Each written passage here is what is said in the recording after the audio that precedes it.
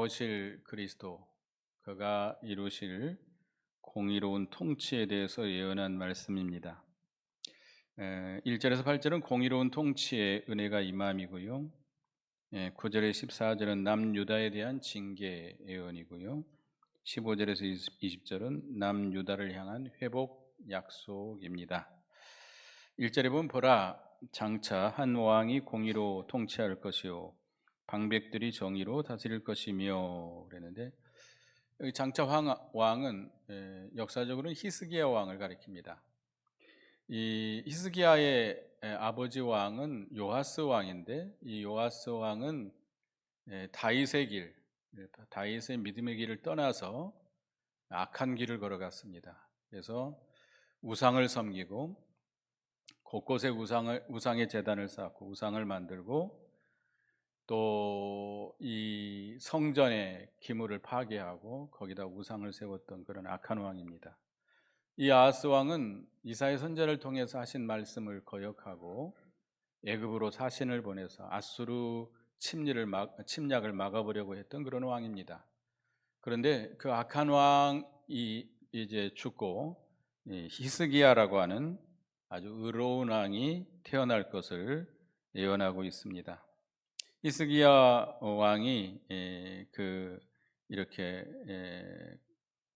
의와 공평으로 나라를 다스림으로 인해서 그 왕의 치하에 누릴 평화에 대해서 노래하고 행복에 대해서 노래하고 있습니다. 이건 결국은 예언적으로는 그리스도를 예언하고 있는 겁니다. 영적으로는 그리스도가 오셔서 불의가 가득한 불공평한 이 세상에 의로 통치하시고 공평으로 다스릴 것을 예언하고 있습니다. 이 악하고 불의한 세상에 그리스도가 오셔서 의로운 하나님의 나라를 세우시고 의와 공평으로 다스릴 것을 말씀하고 있습니다. 그래서 그 예수 그리스도의 통치를 잘 받아서 인도를 따르는 자들은 이 그리스도 안에서 참된 안식과 평안을 누리게 될 것을 말씀하고 있는데요. 2절에 보면 그 사람은 광풍을 피하는 곳, 폭우를 가리는 곳 같을 것이며 마른 땅의 냇물 같을 것이며 곤비한 땅의 큰 바위 그늘 같으리니, 그 사람은 히스기야 왕을 가리키기도 하고 그리스도를 가리키기도 합니다. 그리스도는 우리의 피난처가 돼 주십니다. 그래서 아무리 광풍이 일어나고 폭우가 일어날지라도 그 예수 그리스도 안에 피해 들어가면 그곳에서 안식을 누리게 된다는 것입니다. 그리고 그는 마른 땅에 냇물 같고 곤비한 땅에 바위끈을 같이 우리의 안식처가 되어 주신다고 하는 것을 말씀하고 있습니다. 그리고 3절에 보는 자의 눈이 감기지 않을 것이요 듣는 자가 귀를 기울일 것이니라 그랬습니다. 이 예수 그리스도는 너무나 그 인격이 아름답기 때문에 보는 자의 눈이 감기지 아니할 것이고, 그의 말씀, 예수 그리스도의 말씀은 생명의 말씀이고 능력의 말씀이기 때문에 듣는 자들이 그 말씀에 귀를 기울여서 듣게 될 것이다 라는 겁니다. 그리고 조급한 자의 마음이 지식을 깨닫고 어눌한 자의 혀가 민첩하여 말을 분명히 할 것이다. 이 예수 그리스도의 말씀을 들음으로 인해서 조급한 자의 마음이 지식을 깨닫게 된다. 조급한 자라고 그랬는데 미련한 자를 가리키죠. 미련한 자가 하나님의 말씀을 잘 경청함으로 그 마음의 지식을 깨닫게 되고, 어눌한 자는 말을 잘 못하는 사람이죠. 말을 잘 못하는 자가 그 혀가 민첩하게 변화될 것이다.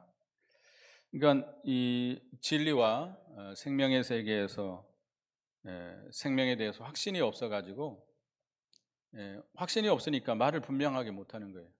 그러니까 복음을 전하더라도 이 구원의 도리에 대한 확신이 없으니까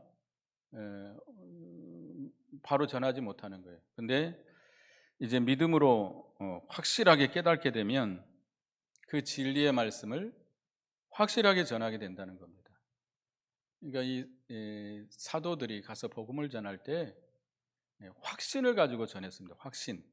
그러니까 우리가 먼저 하나님의 말씀을 바르게 깨달아야 돼요.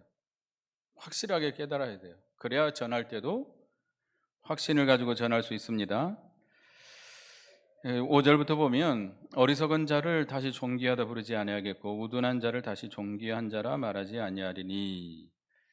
이 히스기야 왕 시대 또 그리스도 통치 아래 있는 자들은 어리석은 자를 다시 존귀한 자다, 우둔한 자를 존귀한 자다 말하지 않을 것이라는 겁니다. 그러니까 진리가 혼탁한 세상에서는 불의가 득세해가지고 참과 거짓, 미덕과 악덕이 서로 뒤섞여져서 사람들의 마음을 혼미하게 만듭니다. 그렇기 때문에 어리석은 자나 우둔한 자를 존귀하다 이렇게 말하기도 합니다. 그러나 공의로운 왕이 통치 아래에 있으면 그 분명한 진리를 바로 깨닫기 때문에 바르게 판단하게 된다는 겁니다. 그래서 6절에 보면 이는 어리석은 자는 어리석은 것을 말하며 그 마음에 불의를 품어 간사를 행하며 패역한 말로 여호와를 거스리며 줄인 자의 속을 비게 하며 목마른 자에게 마실 것을 얻게 함이며. 어리석은 자들, 어리석다라고 하는 것은 하나님의 진리를 알지 못하는 자죠. 하나님의 진리를 깨닫지 못하는 자들은 항상 불의를 품어서 간사함으로 행하고 패역하고 여호와를 거스리고 목마른 자에게 생명의 물과 양식을 주지 못합니다. 우리가 어리석은 자가 되어서는 안 됩니다. 뭘 바로 깨달아야 돼요? 하나님과 진리에 대해서 바르게 깨달아야 됩니다. 충만하게, 깊게, 좀 많이 확실하게 깨달아야 우리가 진리의 길을 걸어갈 수 있습니다. 의의 길을 걸어갈 수 있고, 깨달지 못하기 때문에 그 길을 가지 못하는 거죠. 우리가 하나님과 진리에 대해서 바른 깨달음이 있어야 됩니다. 확실하게 깨달아야 그 길을 걸어갈 수 있어요. 그리고 다른 사람에게 생명의 양식, 생수를 공급해주고 생명의 양식을 줄 수 있습니다.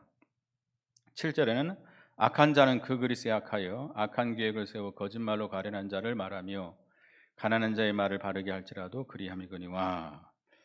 이 악한 자는 그 그릇이 악하다. 그릇이 악하기 때문에 계획을 세워도 악한 계획을 세우게 되고 거짓말을 하게 되고, 그래서 이 가련한 자를 멸하고 가난한 자가 말을 바르게 해도 그들을 멸시하고 무시하고 그들을 그 가련하고 빈핍한 자들을 삼키게 된다. 그들을 괴롭히는 것이죠. 그러나 8절에 존귀한 자는 존귀한 일을 계획하나니 그는 항상 존귀한 일에 서리라. 존귀한 자, 존귀하다. 그러니까 그 그리스도의 통치의 세계에서 살게 되면 그 예수 그리스도의 통치를 잘 받아 살게 됨으로 인해서 그 진실과 정의로 말미암아 행함으로 존귀한 자가 되는 것이죠. 존귀한 자는 항상 너그러운 마음으로 남을 관용하고 선한 일을 도모하게 된다. 우리가 주님의 통치 아래서 좀 예수 그리스도의 마음을 가져서 너그러운 마음을 가져야 되겠습니다. 너그러운 마음을 가진 자가 존귀한 자예요. 존귀한 자, 너그러운 마음을 가진 자입니다. 그래서 모든 사람을 좀 관용할 줄 알고 선한 일을 도모하는 그런 자가 되어야 됩니다. 마음이 좁은 자, 그러니까 이 그리스도 안에 거하지 못하면 마음이 좁은 자가 돼요. 마음이 좁으면 언제나 시험에 들기 쉽고 항상 불만하고 평안을 누리지 못합니다. 여러분 어떤 자입니까? 존귀한 자입니까? 비천한 자입니까? 예? 예수 그리스도의 통치를 잘 받아서 좀 존귀한 자가 되시기 바랍니다. 좀 너그러운 마음을 가지세요. 너그러운 마음. 그래서 모든 사람을 좀 용납할 줄 아시고 그 사람의 처지를 좀 이해하려고 하고, 왜 저 사람은 저렇게 할 수밖에 없을까? 우리가 무조건 그냥 왜 저렇게 해? 판단하고 정죄하고 그러지 말고, 왜 저 사람이 저럴까? 좀 그 사람의 그 상태를 좀 이해하려고 하고, 좀 용납하고, 그래서 선을 행하는 우리가 돼야 되겠습니다. 정죄하지 못하고 비천한 자가 되면 마음이 좁아져요. 그래서 시험에 잘 들어요. 조금만 무슨 말을 들으면, 조금만 무슨 환경이 변하면 시험에 들고, 불평, 불만, 원망, 그런 사람들은 평안을 누리지 못합니다. 절대 평안을 누리지 못해요. 그런 우리가 돼서는 안 되겠습니다. 9절에서 14절은 남쪽 유다에 대한 징계를 예언한 건데요. 9절 10절을 다 같이 읽어보겠습니다. 시작. 너희 안일한 여인들아 일어나 내 목소리를 들을지어다. 너희 염려 없는 딸들아 내 말에 귀를 기울일지어다.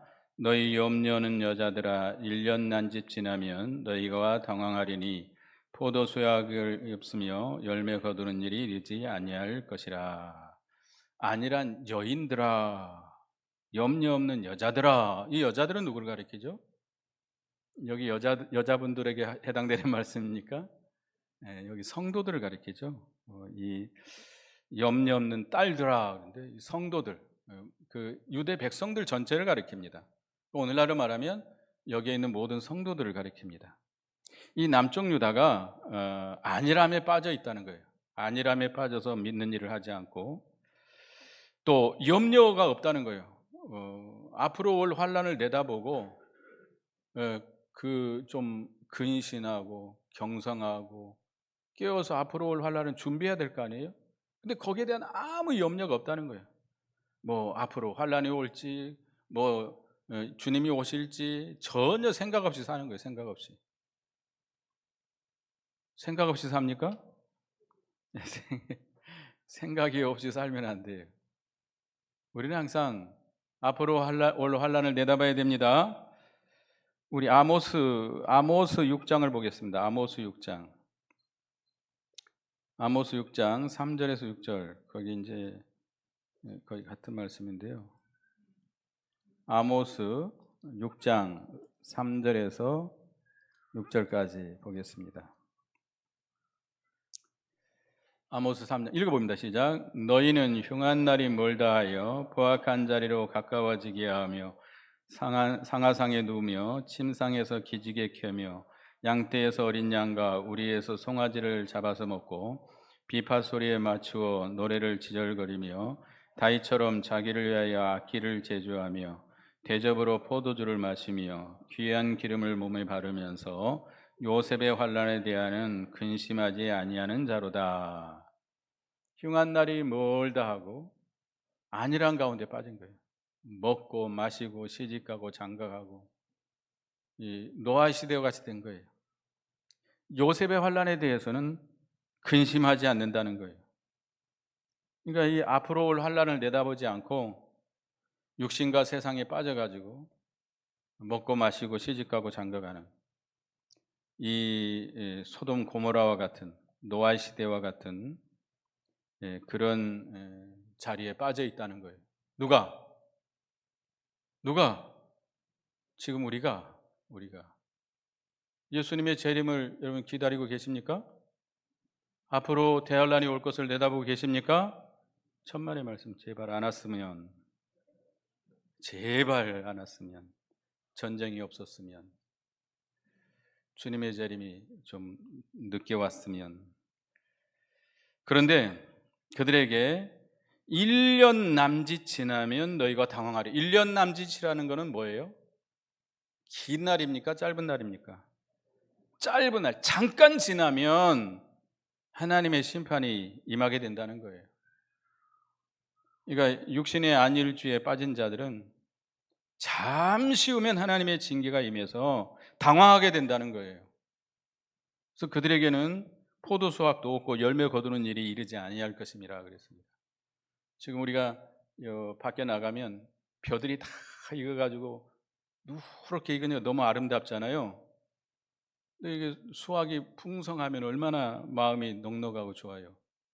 근데 그런 수확이 없어진다는 거예요. 하나님의 징계로 말미암아 그렇게 열매 없는 생활을 하게 된다는 겁니다. 열매를 거둘 수가 없게 된다는 겁니다. 그래서 우리는 장차올 환란을 늘 생각해야 됩니다. 우리가 개인적으로도 앞으로 올 우리의 앞날을 좀 내다봐야 돼요.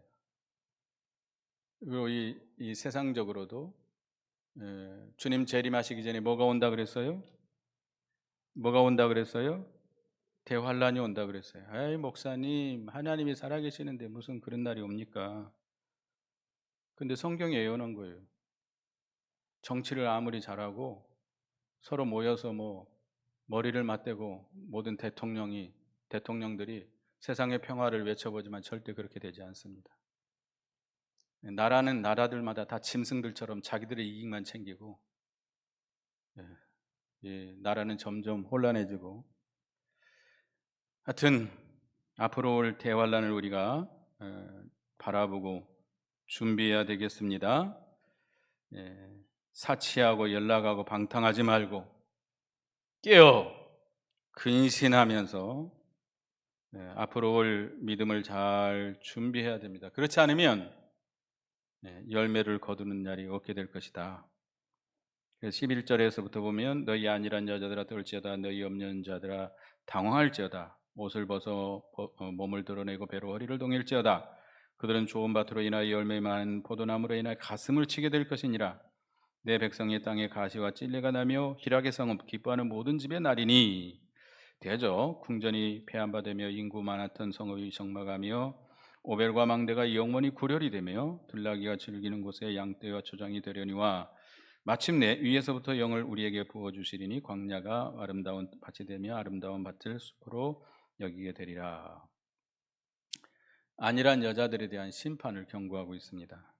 남쪽 유다의 안일한 여자들에게 옷을 벗어 몸을 드러내고 배로 허리를 동이라. 이 말은 지금 앞으로 환란을 당하게 될 때에 슬퍼하게 된다는 거예요. 그래서 겉옷을 벗고 살을 드러내고 허리에 배로 만든 띠를 띠고 통곡하게 될 것이라는 겁니다. 그러니까 그게 얼마나 많이 남아 있어요? 아까 얼마면 온다 그랬어요? 1년 남짓 되면 그렇게 된다는 겁니다. 그러니까 우리는 비통한 심정, 슬픈 마음으로 우리가 죄를 안일한 가운데 빠져 있지 말고 회개해야 됩니다. 회개해야 돼요. 하나님께서 우리에게 모든 것을 풍족하게 해 주실 때 육신으로 기울어지고 세상으로 기울어지게 되면 하나님이 그 모든 풍부한 것을 거두어 갈 날이 오게 돼 있습니다. 아무리 건강해도요.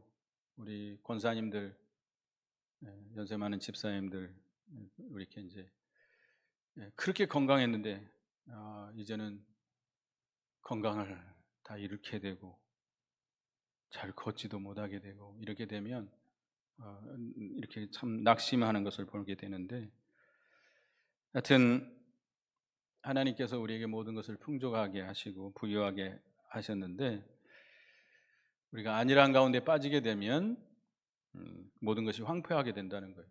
그렇게 인구가 많고 궁전과 같이 살기 좋은 그것이 다 황폐화되고 무너지고 들짐승이 사는 곳이 된다는 거예요.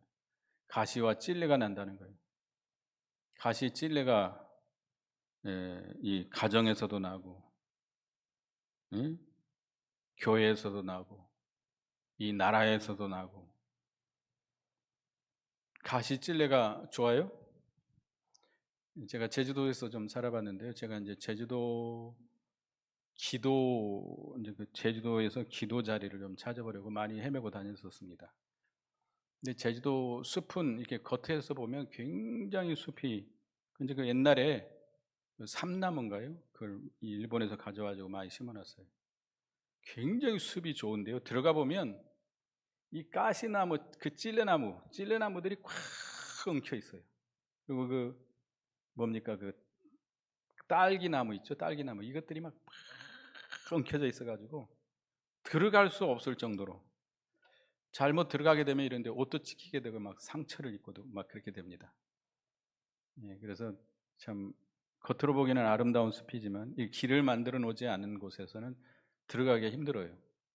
네, 이 우리가 믿음에서 떠나서 안일주의에 빠지게 되면 가시나무가 나오게 됩니다. 가시나무, 찔려나무 같은 것들이 가정에서도 나오고 교회에서도 나오고 이 나라에서도 나오고, 그것들로 인해서 상처를 받게 된다는 거죠. 고통을 당하게 된다는 겁니다. 그러니까 우리는 어떻게 해야 돼요? 지금 잠자는 자리에서 깨어 일어나서 뭐 해야 돼요? 근신하고 회개하고 어둠의 옷을 벗어버리고 빛의 갑옷을 입어 나가야 되겠습니다.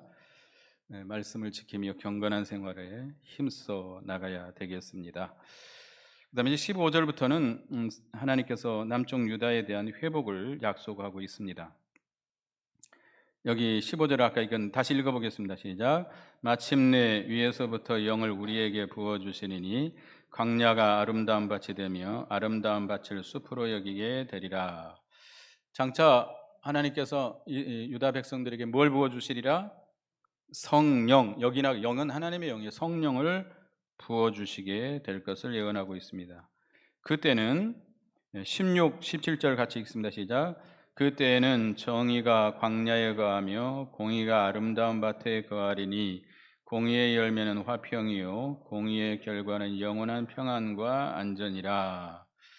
하나님께서 이렇게 직접적인 큰 은총을 베풀어 주셔서 성령을 부어 주심으로 말미암아 그 심령의 상태가 황폐한 가운데서 이제는 아름다운 밭과 같이 평안과 안전을, 화평을 누리게 될 것을 말씀하고 있습니다. 언제 이 말씀이 이루어졌죠? 오순절, 예수님 부활 승천하신 후에 열흘 지나서 오순절 보혜사 성령이 강림하심으로 이 말씀이 이루어지게 된 겁니다. 우리의 심령이 광야와 같이 쓸쓸하고 의지할 것이 없는 메마른 땅과 같은 그것이 성령의 인도와 주장을 받아 살면 아름다운 밭과 같이 많은 열매를 맺게 되고 살린 것 같이 우거지고 풍성하게 된다는 겁니다. 그래서 우리는 성령을 새로 받아야 됩니까? 신비주의자들처럼 성령을 새로 받아야 돼요?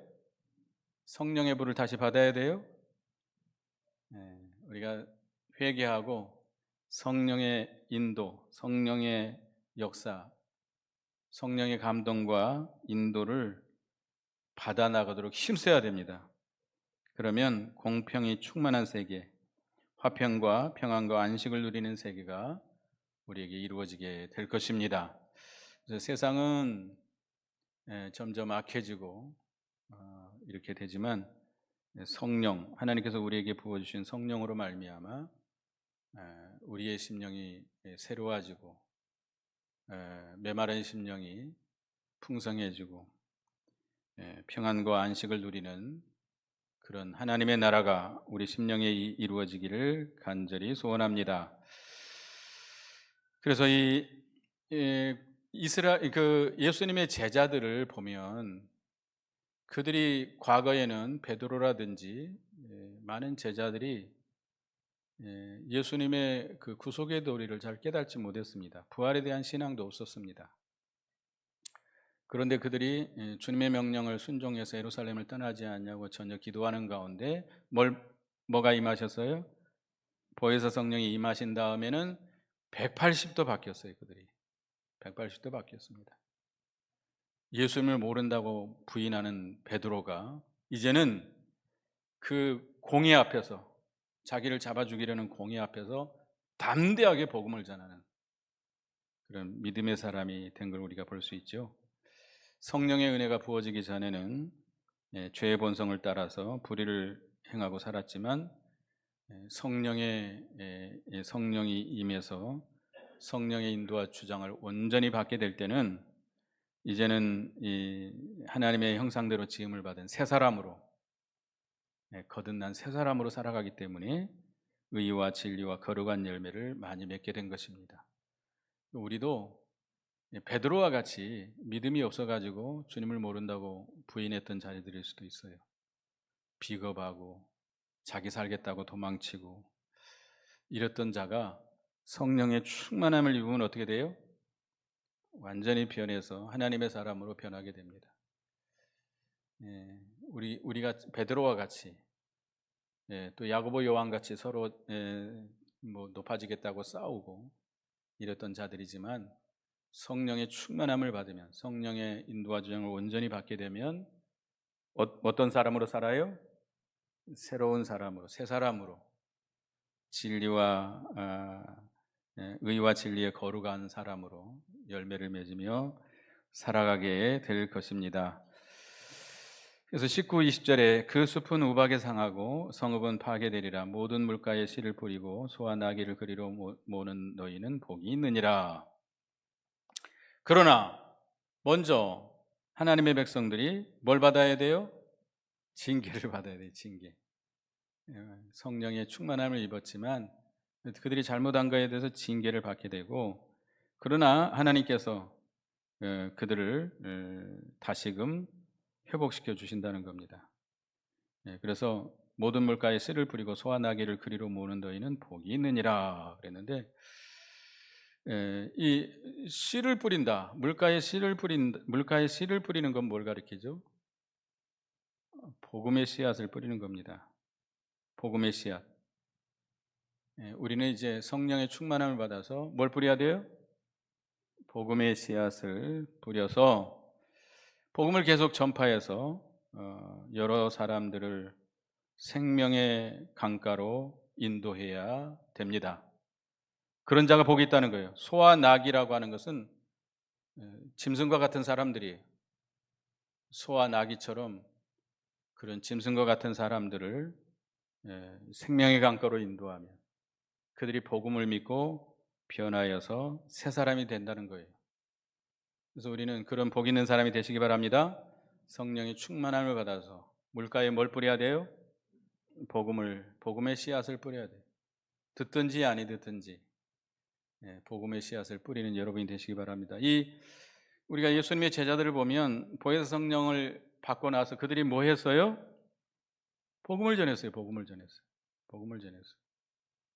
그래서 복음을 전하고 소와 나귀 같은 사람들이라 할지라도 그들을 생명의 물가로, 하나님께로, 말씀의 세계로, 생명의 세계로 인도해서 그들을 변화해 새 사람이 되게 만드는 그런 복 있는 모든 우리가 되어야 되겠습니다.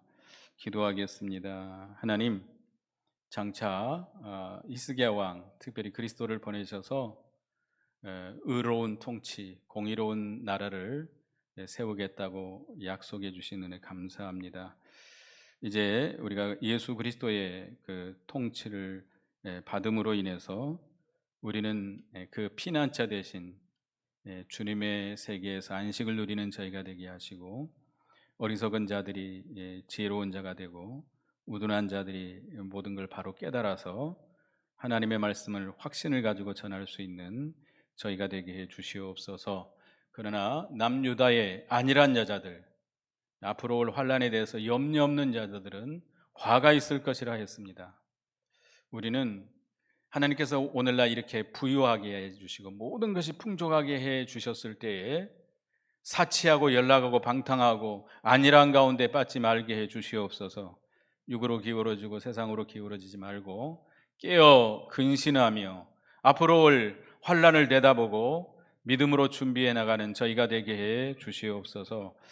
이 풍부한 세상에서 안일한 여자들처럼 사치하고 연락하고 방탕하고 기도하지 아니하고 앞으로 올 환난을 준비하지 않게 되면 일념난지돼서 그들에게 큰 하나님의 심판이 임하게 될 때 그들이 당황하게 될 것이라고 그랬습니다. 우리는 그런 안일한 가운데 빠지 말고 지금이라도 잠자는 자에서 일어나서 깨어 일어나서 근신하며 앞으로 올 환난을 내다보며 기도하며 말씀으로 믿음으로 준비하는 저희가 되게 해 주시옵소서. 이제 하나님께서 그들을 징계하신 후에 그들을 다시금 회복시켜 주시겠다고 약속했습니다. 성령을 부어 주시겠다고 하셨는데 이제 우리는 성령의 충만함을 받아서 성령의 인도와 감동을 온전히 받아 나감으로 이제 우리는 항상 그 우리의 심령이 물된 동산과 같이 생명의 역사가 풍족한 저희가 되게 하시고 물가에 씨를 뿌리고 소와 나귀와 같은 사람들을 생명의 강가로 인도해서 그들이 변화해 새 사람이 되게 하는 참된 복 있는 선한 일에 열심하는 저희가 되게 해 주시옵소서. 예수님의 이름으로 기도드리옵나이다. 아멘.